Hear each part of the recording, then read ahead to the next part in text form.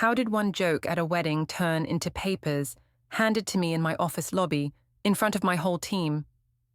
Why did my husband look calm while I shook, like he had planned this for months? What do you do when your fun past becomes a legal timeline that starts today? My name is Romola Pierce, and I always knew how to make a room look at me. I worked as an event coordinator, so I understood timing, light, and smiles. I also understood people. People liked a woman who seemed easy and confident. That night, at my friend Nina's wedding, I wanted to be that woman more than ever. I wanted to shine. I wanted everyone to see that my life was full and bright, even if my husband Ethan sometimes made it feel small. We arrived at the garden venue a little late because Ethan insisted on stopping for cash for the card. He asked if we could be on time for once. I said he always worried about small things. I told him that weddings were about feelings, not schedules. He looked at me in that quiet way that used to feel caring, but now felt like judgment. I fixed my hair in the car mirror and told him we should not start the night with his mood. He asked what I meant by his mood. I said he knew what I meant. Nina hugged me fast and her perfume got on my dress. She told me I looked perfect. I said she was the one who looked perfect. Sloane and two other friends were already holding drinks and laughing. They asked where Ethan was. I said he was being Ethan and finding something to fix. They laughed like that was cute. I liked that they laughed. It made me feel safe in my story. Ethan walked up and offered a polite smile. Nina's new husband, Caleb, shook his hand and asked if he was enjoying the night. Ethan said he was happy for them. His voice was calm and flat, like he was reading from a script. I told myself he was doing that to punish me, to make me look like the loud one. I put my hand on his arm for the photos, not because I felt close, but because it looked right. When the photographer asked us to lean in, Ethan leaned in, but his eyes stayed far away. During dinner, I sat with Nina's friends and some of Caleb's co-workers. Ethan sat beside me, but he did not join the small talk much. A woman across the table asked how long we had been married. I said 9 years like it was a trophy. Ethan nodded and said it had been 9 years. I added that it felt longer because we had been through so much. I said it with a laugh so it sounded romantic. Ethan looked down at his plate. I told myself he was being ungrateful. I told myself I carried our social life and he owed me. Then came the speeches. The lights dimmed a little, and the room turned its attention to the front. Troy, the best man, stood up with a grin and tapped his glass. People cheered because he had that loud charm. He started with sweet words about Caleb and Nina. Then he shifted into jokes. He said Caleb was lucky because Nina was patient. He said Caleb had survived a lot of wild stories from their friend group. People laughed, and I laughed too, because laughing first usually wins. Troy's eyes moved across the tables like he was choosing targets. When he looked at me, he smiled wider. He said he still remembered my legendary nights from years ago, like I was a famous character in a funny book. He implied I had never been the quiet type. He hinted that Nina had seen me out in the city when I was younger. More people laughed. Some people turned to look at Ethan, like they were checking his reaction. I felt a hot rush in my face, but I kept smiling. I told myself it was harmless. I told myself that if Ethan loved me, he would laugh with everyone. I turned toward Ethan to see if he was laughing. He was not. His face went still, and his jaw tightened like he had bitten something hard. His eyes were on Troy, then on me, like he was connecting dots he did not want to connect. Ethan leaned toward me and asked what Troy meant. I said Troy was being stupid and playing to the crowd. Ethan asked why a man would joke about my nights like that in front of him. I said Ethan was being sensitive. I told him that if he acted offended, people would think he was insecure. He asked if I cared more about what people thought than what he felt. I said he was trying to start a fight at someone else's wedding. Sloane leaned in from my other side and asked if everything was okay. I smiled and said everything was fine. I made my voice light, like Ethan was the only heavy thing in the room. Sloane told Ethan to relax and enjoy the party. Ethan nodded once, but his eyes stayed sharp. Nina's aunt gave me a strange look, the kind older women give when they think they have seen this movie before. After the speeches, people moved to the dance floor. The music got louder, and the lights flashed. Nina pulled me into a group photo, and I made sure my smile looked easy. Ethan stood at the edge of the crowd. A friend of Caleb's asked Ethan if he wanted a drink. Ethan said he was fine. I felt irritated that he would not even pretend. I told myself he was doing it to make me feel guilty. I told myself he wanted control, and this was his way of taking it. I danced with my friends and let my hair stick to my neck from the heat. Someone handed me a drink, and I took it without thinking. I saw Ethan watching me from a distance. I lifted my chin at him, like I was daring him to say something. He walked closer and asked if we could talk outside. I said we could talk later. He asked why later always meant never. I said he was dramatic. Before we dive deeper into the story, I have one small request. Please subscribe, drop a like, comment, and hit that hype button to boost this channel so more people can discover these incredible stories. He tried again, more quietly, and asked if I had told Troy anything that made him say that. I laughed and said Ethan was acting like a detective. I told him that the only reason Troy joked was because Troy had no filter. Ethan said he did not believe it was random. I said he was ruining my night. I said I was tired of being married to someone who always looked for a problem. We stepped into the hotel hallway by the ballroom, where it was cooler and less loud. Ethan asked if I respected him. I said I respected him, but he made it hard sometimes. He asked what that meant. I said he was not fun, not warm, and not proud of me. I told him he should be proud because I was the one people liked. I said respect followed results, and I had results. I watched his face change at that. He did not yell. He did not even raise his voice. He looked like he was swallowing something painful. He asked if I heard myself. I said he was trying to twist my words. He asked if I wanted to leave early. I said he could leave if he wanted, but I was staying. I told him that if he walked out, everyone would know he was the problem. He looked past me toward the ballroom doors. Then he looked down at his phone, like he was checking something. The screen lit up for a second, and I saw a calendar alert that said, "Meeting, personal." I asked what that was. He turned the screen down and said it was nothing. He put the phone back in his pocket with careful hands. Then he asked if we could go back inside and not talk about this here. I said he was the one who dragged me out here. He nodded once, like he was agreeing with me just to end it.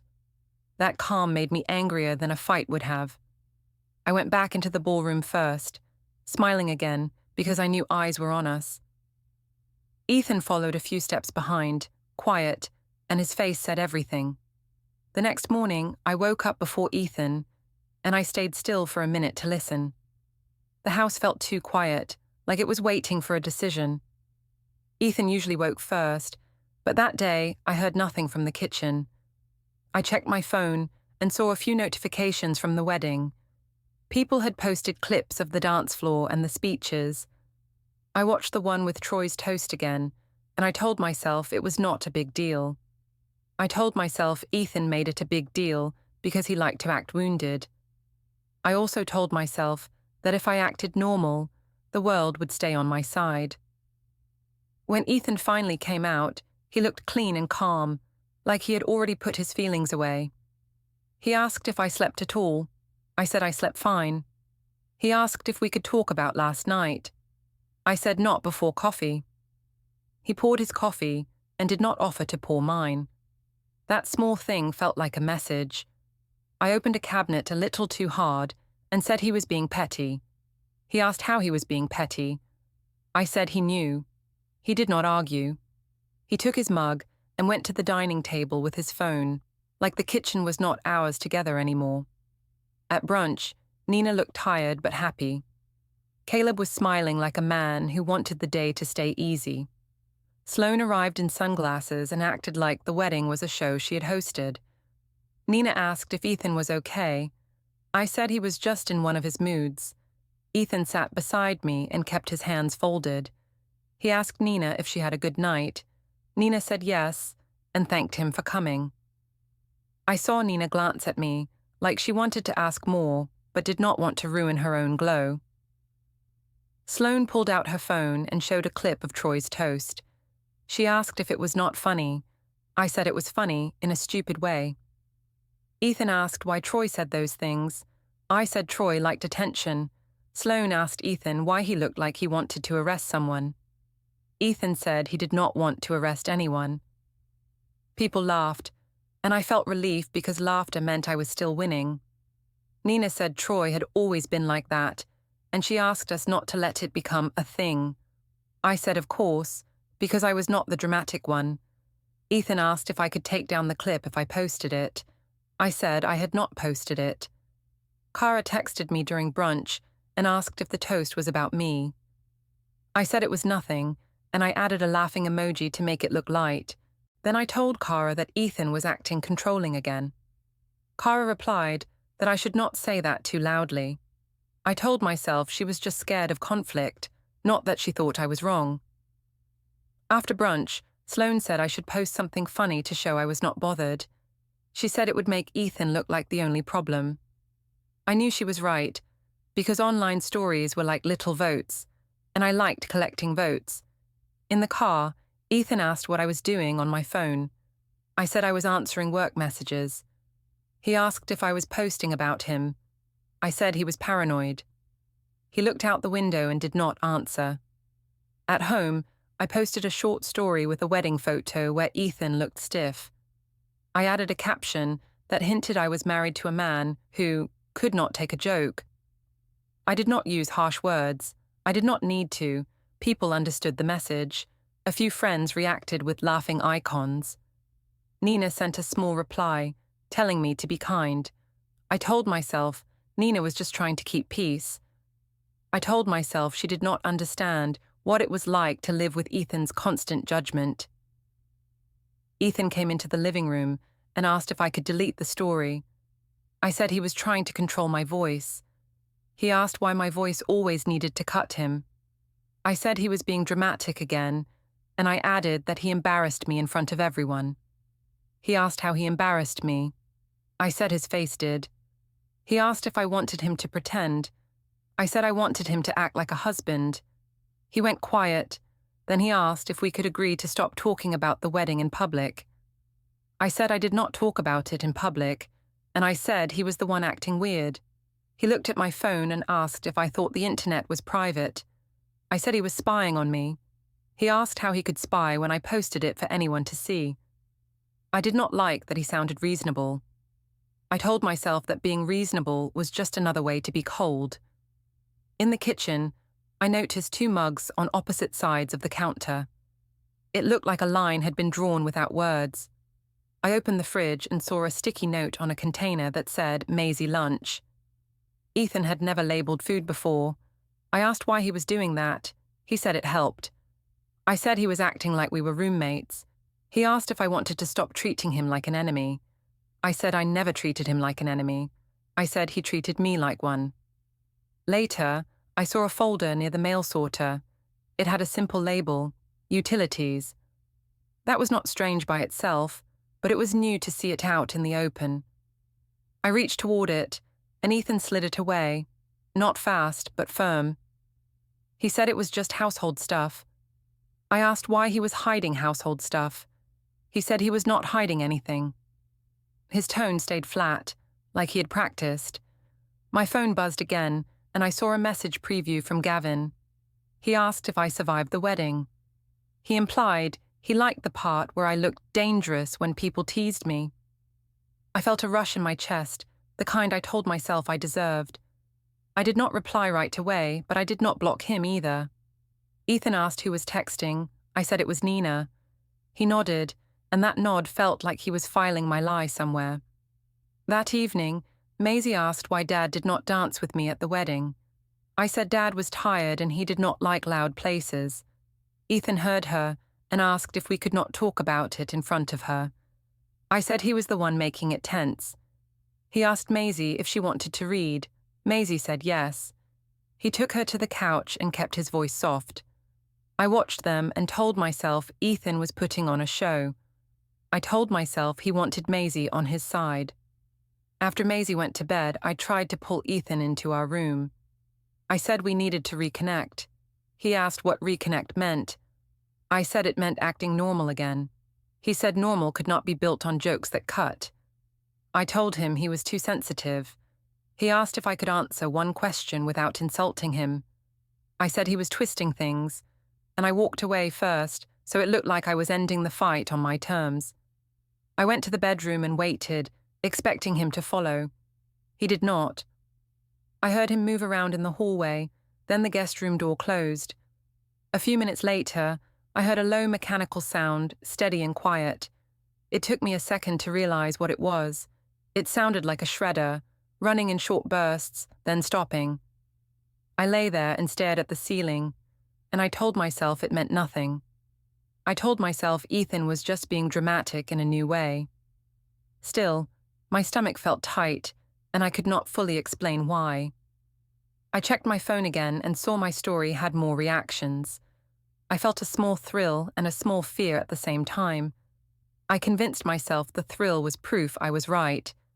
I convinced myself the fear was Ethan's fault.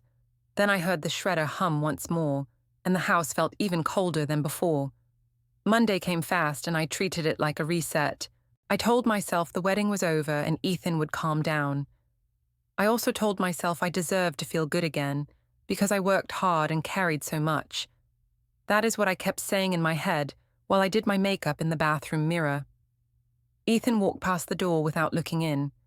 He asked if I could pick up Maisie after school. I said yes, like it was normal. He nodded and left before I finished my eyeliner. At the office, I moved like nothing happened. My job was all about details, and I was good at looking in control. I walked into the open plan space and greeted people with bright energy. My manager, Patrice, asked if I had the vendor update for an upcoming launch event. I said I would send it in an hour. Patrice asked why it was not already sent. I said the vendor changed a price last minute and I had to fix it. Patrice made a small face, the kind that meant she had heard excuses before. I laughed softly and said it was under control. I checked my calendar and saw a gap that should not have been there. I had blocked time for planning, but it looked empty now. I told myself it was a glitch. Still, it made my skin prickle. I asked our office coordinator if the system had been updated. She said nothing had changed. I shrugged and acted like I did not care. Around mid-morning, my phone buzzed with a message from Gavin. He said he had edited the wedding footage and that Troy's toast looked even wilder on camera. He implied it made me look famous. I felt that warm pull in my chest again. I told myself it was harmless attention. I told myself Ethan did not understand how it felt to be wanted. Gavin asked if I wanted coffee. I said I was busy. He replied that he was near my building and could meet for 10 minutes. I told myself 10 minutes was not a crime. I told myself a wife was allowed to have friends. I also told myself Ethan had pushed me into this kind of life by being cold. That thought always made it easier. I told Patrice I needed to step out for a quick vendor call. Patrice asked if I could do it from my desk. I said it needed privacy because of pricing. Patrice hesitated, then said fine. I took my coat and left quickly before I could overthink. The co-working cafe was 2 streets away, full of laptops and quiet music. Gavin was already there, leaning back like he owned the place. He stood when he saw me, and he smiled like we shared a secret. He asked if I was okay after the wedding. I said Ethan was being difficult. He asked what Ethan did. I said Ethan acted like I had embarrassed him, and I said it was exhausting to manage his feelings. Gavin shook his head and implied Ethan did not deserve me acting small. I ordered coffee and sat across from Gavin, keeping my posture straight like this was a normal meeting. Gavin asked if I ever missed being free. I said I had responsibilities now. He replied that responsibility did not mean boredom. He asked if Ethan made me feel seen. I said Ethan saw me, but he only saw what he wanted to fix. Gavin leaned closer and said he saw all of me. I told myself his words were just words, but I still felt them like a hook. My phone lit up with a text from Ethan asking if I could confirm pickup time. I stared at it for a second too long. Gavin noticed and asked if Ethan tracked me. I said Ethan liked control. I replied to Ethan that I was stuck in a meeting and might be 5 minutes late. It was not even true yet, but I wanted a cushion. Ethan wrote back, okay, and nothing else. That okay annoyed me. I wanted him upset, because upset meant he cared. Calm felt like a door closing.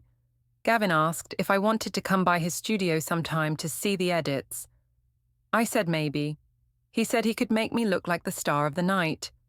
I laughed and told him he was ridiculous. He replied that I liked it when people watched me. I said that was not true, but my smile said something else. When I stood to leave, Gavin touched my elbow lightly and asked when he would see me again. I said soon, like it was easy. I walked out with my heart beating too fast. Back at the office, Patrice asked how the vendor call went. I said it was fine. Patrice asked why I looked flushed. I said the coffee place was hot and crowded. Patrice asked me to step into a small meeting room for a quick word. She said she had noticed I had been distracted lately. She asked if everything at home was okay. I said yes, and I added that my husband was just stressed and taking it out on me. I made my voice small on purpose. Patrice softened and said she hoped things improved. I thanked her and told myself I had handled it well. When I returned to my desk, I saw my laptop screen was not asleep like I left it. A spreadsheet was open. It was not one of my event budgets. It was a plain grid with dates in one column and short notes in another. I blinked, confused. Then I realized it was Ethan's laptop, not mine. We had the same model. For a second, my stomach dropped. Ethan had been working from home the day before, and he must have used my laptop charger and swapped them by mistake. I reached for the trackpad, but the screen went dark, as if someone had set an auto-lock time. I told myself it was nothing. I told myself lots of people used spreadsheets. Still, the dates looked too neat. I locked my own laptop and tried to focus on work, but my thoughts kept circling. I checked my phone again. My wedding story had been screenshotted by someone. I knew because a friend messaged that it was making rounds. I felt proud and nervous at once. I told myself the attention meant I was right. I told myself if Ethan was embarrassed, that was his issue. After work, I rushed toward the school pickup line. Traffic was worse than usual. I saw another text from Ethan asking if I was on my way. I said yes. It was true, but I was late. When I arrived, Maisie was already waiting with the teacher. She looked tired. She asked why I was late. I said work was crazy because I did everything for everyone. Maisie nodded like she understood, but her eyes stayed worried. On the way home, I stopped at the supermarket. I told myself I needed groceries, but I also wanted a minute to breathe. At the checkout, I heard my name. I turned and saw Janet, Ethan's mother, holding a basket with simple items. She asked how I was doing. I said I was fine and busy. She asked how Ethan was. I said he was being quiet and strange lately. Janet looked at me for a long moment. She asked if Ethan had a reason to be quiet. I laughed and said he always found reasons. Janet did not laugh. Janet glanced at Maisie and asked if Maisie had eaten. I said yes, like I was insulted. Janet told Maisie she looked sweet and asked if she liked school. Maisie said she did. Janet then asked me what time Ethan got home these days. I said it depended, and I asked why she cared. Janet said routines mattered for children. I told her I agreed, but Ethan made it hard with his moods. Janet said very calmly that moods were not the same as facts. I felt my face tighten, and I told myself she was taking his side because she always did.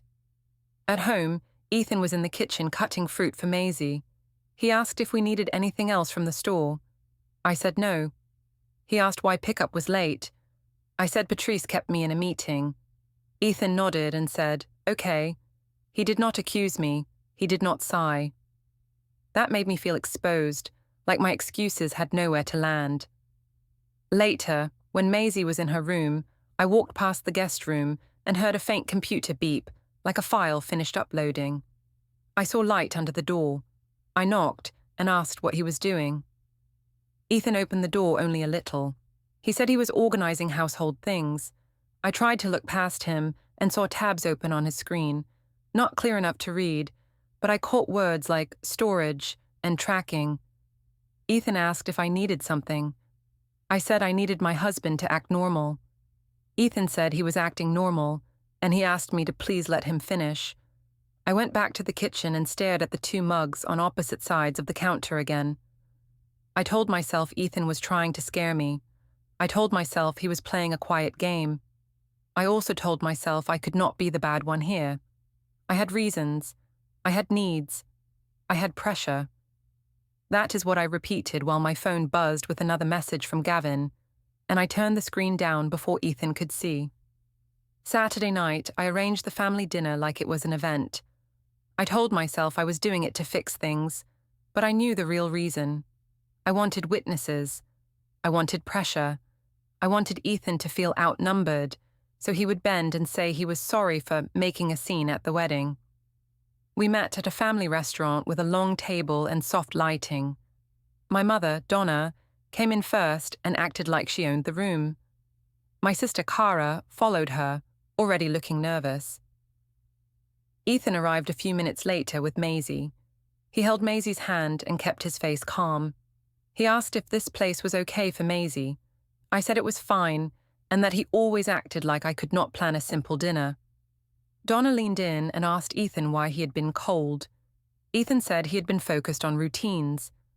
Donna asked what routines meant. Ethan said school, meals, and bedtime. Donna implied that a husband should focus on his wife too. Ethan nodded once and said he understood. I waited for him to snap back. He did not. I jumped in fast. I said the wedding was supposed to be fun, and Ethan made it weird. I said he sat like a stranger and looked angry when people joked. Ethan asked what joke I meant. I said the toast. Ethan asked why a toast would include my wild nights. Donna laughed like it was cute and said people were just teasing because I had always been popular. Cara gave a small smile, but it looked forced. Ethan asked if I thought it was respectful. I said respect was not the same as fear. I said he wanted me quiet and smaller. Ethan asked when he had ever asked that. I said it was how he acted. He asked what action I meant. I felt my throat tighten because he was making me name details, and details were dangerous for me. Donna helped me. She said Ethan had always been too serious and controlling. She said I deserved a husband who was proud to show me off. Ethan asked Donna what she meant by controlling.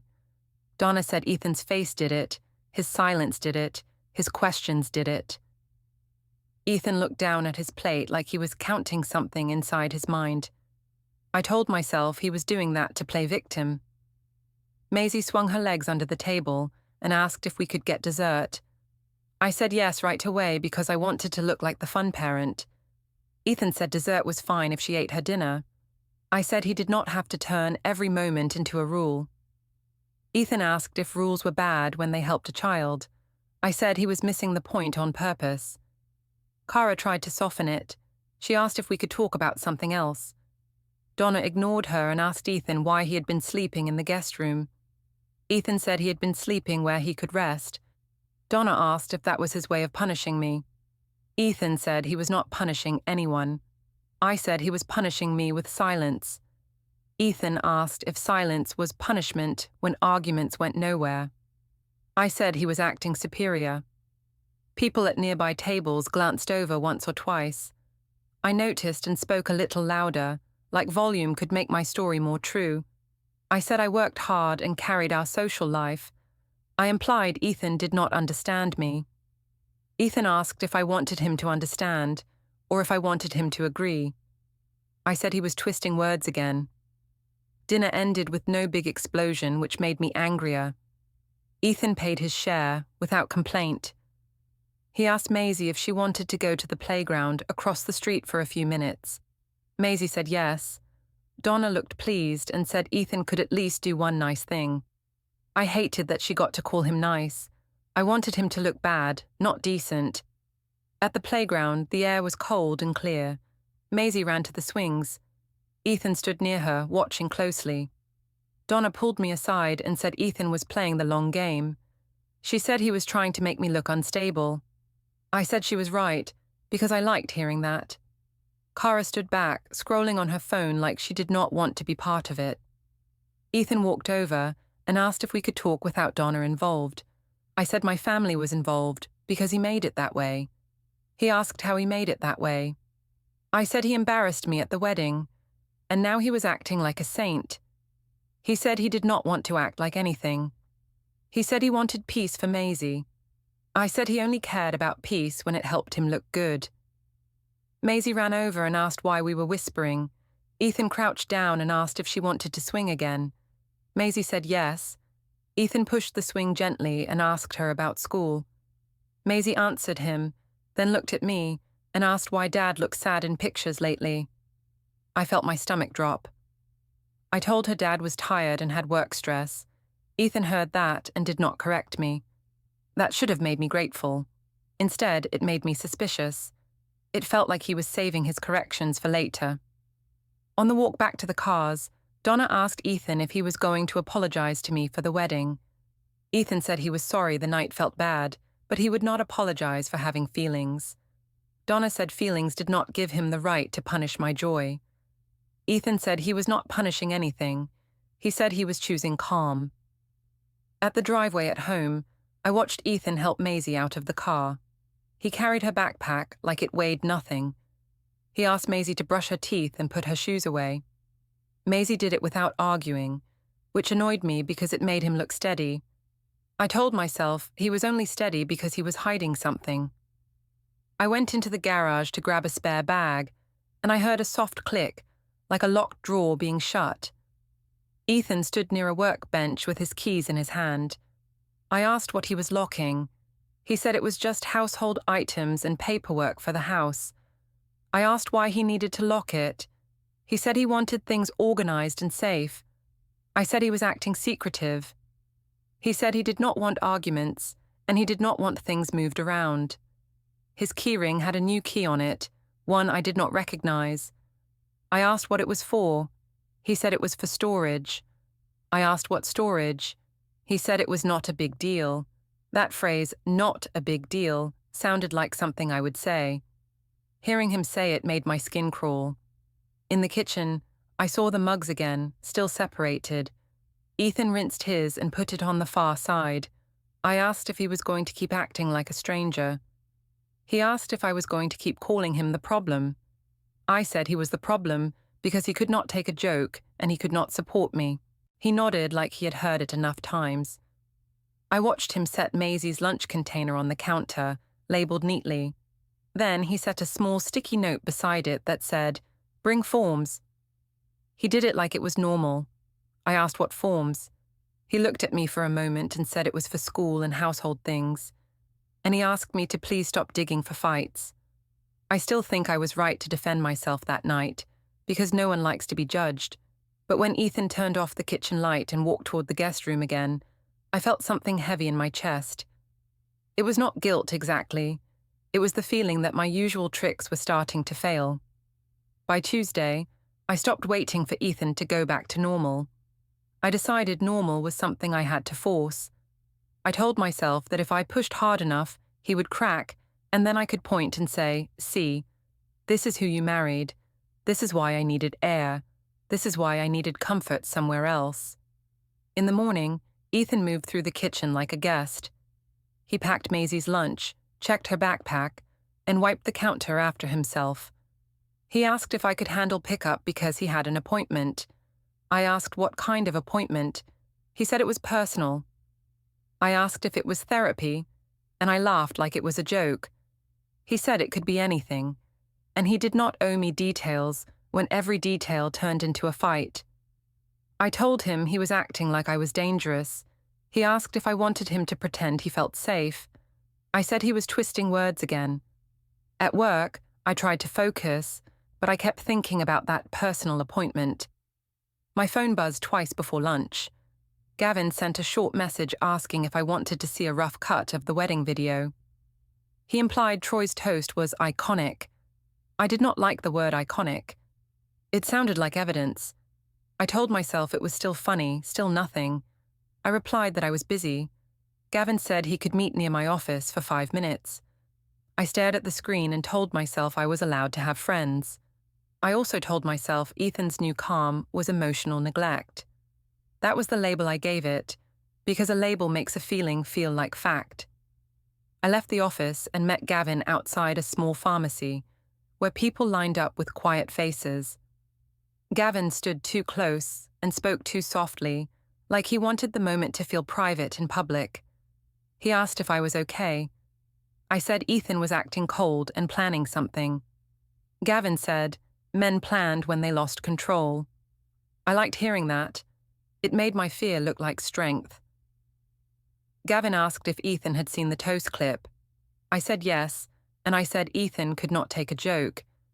Gavin suggested I should live a little and stop letting a man's mood decide my life. I said Ethan was not deciding my life. I said I decided. Gavin smiled like he believed me, and then he asked if I wanted to come by his studio later in the week. I said I would think about it. I walked away before the conversation could become a promise. When I came home, I expected Ethan to ask where I had been. He did not. He asked if I had eaten. I said yes. He asked if Maisie could do her reading after dinner. I said yes again, sharper than needed. He did not react. He washed his hands and started chopping vegetables. The quiet felt like a spotlight on me. After dinner, I tried a different angle. I sat at the table while Ethan helped Maisie with her reading. I waited until Maisie went to her room. Then I asked Ethan why he was acting like a robot. He asked what robot meant. I said he had no emotion, no warmth, no passion. He asked if warmth meant ignoring what happened. I said nothing happened. He looked at me for a long moment and asked if I truly believed that. I said yes, and I said he was making problems because he liked being the victim. He asked if I had been meeting someone. I laughed too fast. I said he had finally said it, and now I could tell everyone he accused me of cheating. He asked if that was what I wanted, a performance.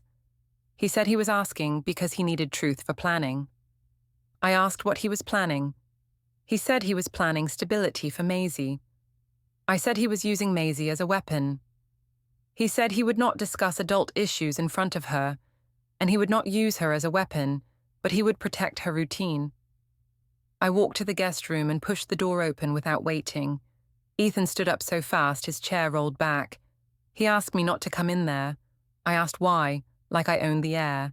I saw his laptop on the desk with a clean-looking file tree. I caught words like Archive A and Archive B, and I saw a folder called Bank. There was also a tab open that looked like a search for notary near me, but it disappeared as he moved his mouse. He closed the screen halfway, calm but firm. I said he was hiding things. He said he was organizing. I said organizing what? He said his life. I told him he was being dramatic, and I told him he was trying to scare me into behaving. I said I had done nothing wrong except laugh at a joke. I said he was punishing me because he could not handle my past. He asked what past I meant. I said the past everyone already knew, the one Troy joked about. Ethan said a joke did not create facts, but it reminded people to look for them. I asked if he was calling me a liar. He said he was calling the situation unstable, and he was removing himself from chaos. I went louder on purpose. I said he was cold, controlling, and obsessed with being right. I said he was not a real man, because a real man would fight for his wife, not hide in a guest room with spreadsheets. Ethan did not flinch. He asked me to lower my voice because Maisie could hear. I said Maisie was asleep. He said children heard more than we thought. That sentence landed in me like a stone. I tried another tactic. I softened my voice and said I missed him. I said we could start over if he stopped acting like a stranger. Ethan asked what start over meant. I said it meant he should come back to our bed and stop judging me. He asked if I could take down the posts and stop letting friends mock him. I said my friends were not the problem. He asked if I could choose him over the crowd. I said he was making me choose, and that was abusive. He asked how a choice was abuse. I said he knew what I meant. He stayed quiet, and I hated that my words sounded weak in the room.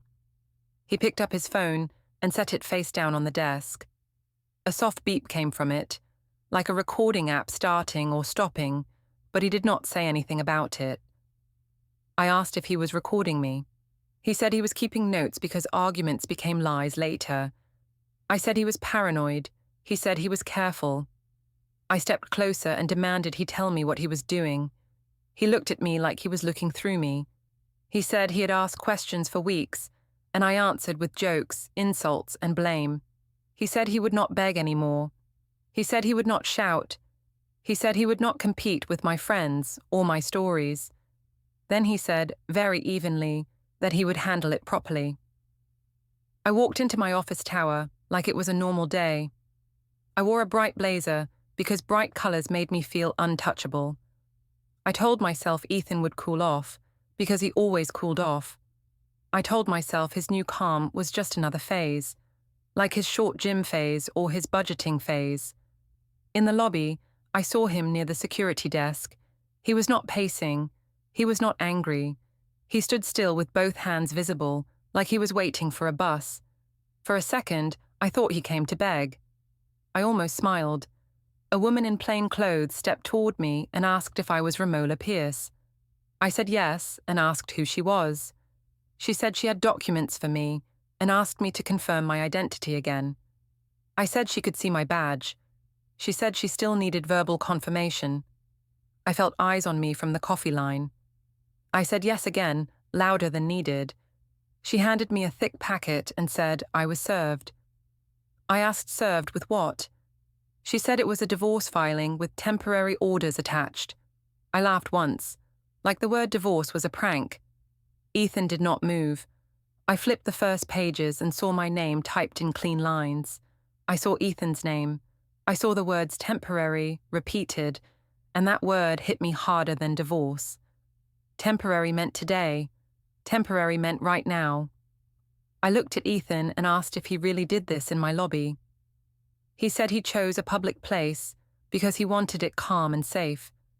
He said he would not argue.